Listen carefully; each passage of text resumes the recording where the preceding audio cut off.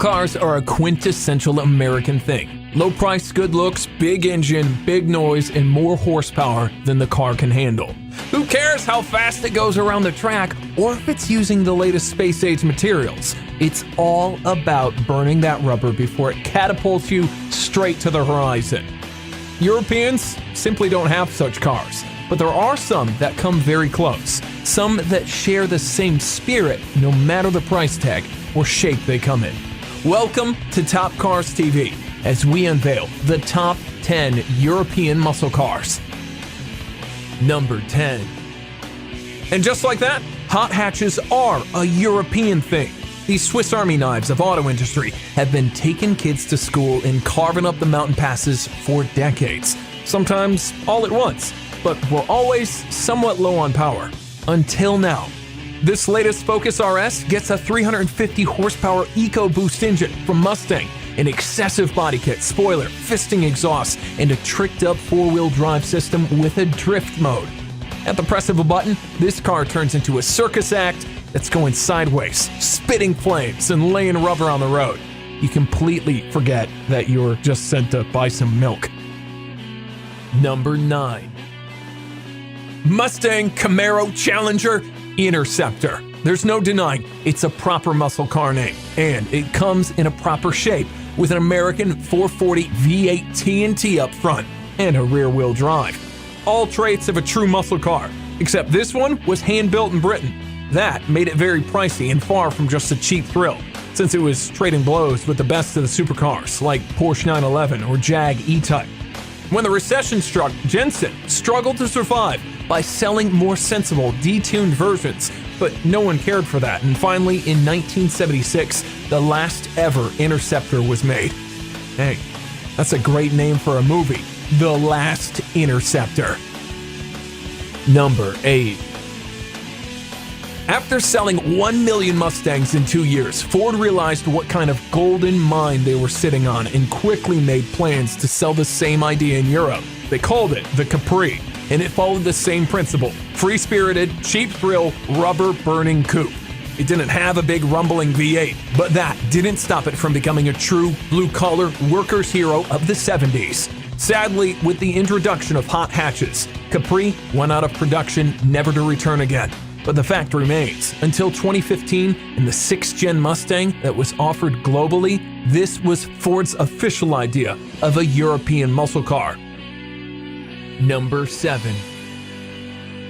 Here's one right out of the How to American Muscle Car book. Take the smallest car you make and shove in the biggest engine you've got.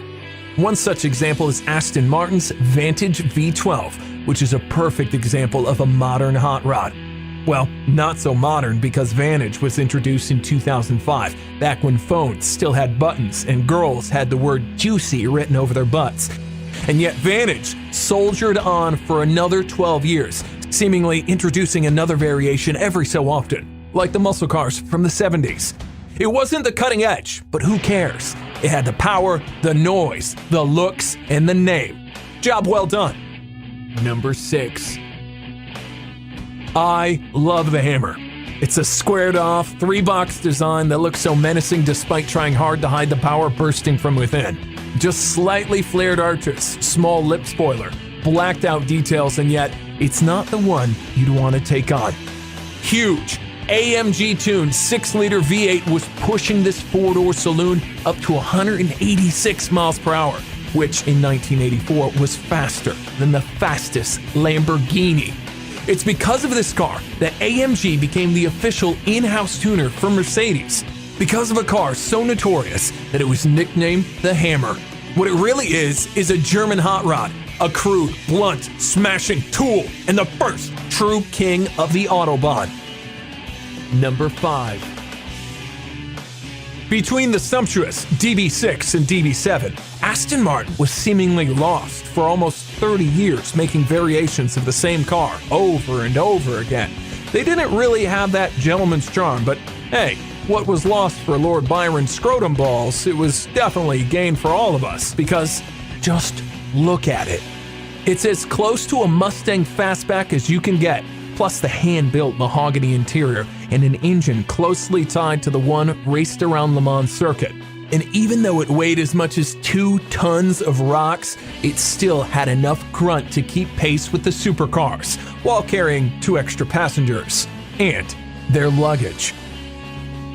Number 4. They call it a muscle car with a PhD, and for good reason. While it has all the design cues from the majestic E-Type, this one has a rude attitude. Out of those quad pipes comes a thundering, backfiring, dirty, cursing, trash-talking noise, as if it's mad at the whole world. And that supercharged V8 engine is so unhinged, they had to come up with a 4-wheel drive variation just to stop it from shredding its tires every time you pull out of your own garage. Such anger management issues with a dose of class make it the perfect car for the ultimate British supervillain. Oh yes, it's good to be bad. Number 3. Don't be fooled by the looks. This is not a supercar. Yes, it's Italian, and yes, it's mid-engine, but that's as far as it goes. The grunt came from Ford's 351 cubic inches pushrod V8 muscle, and every other mechanical piece had a Ford number part on it. In fact, in the US, Ford treats and services this car as one of their own. Such simple and crude engineering meant that driving Pantera on European winding roads was less of a fluid dance and more about manhandling the wild beast into submission.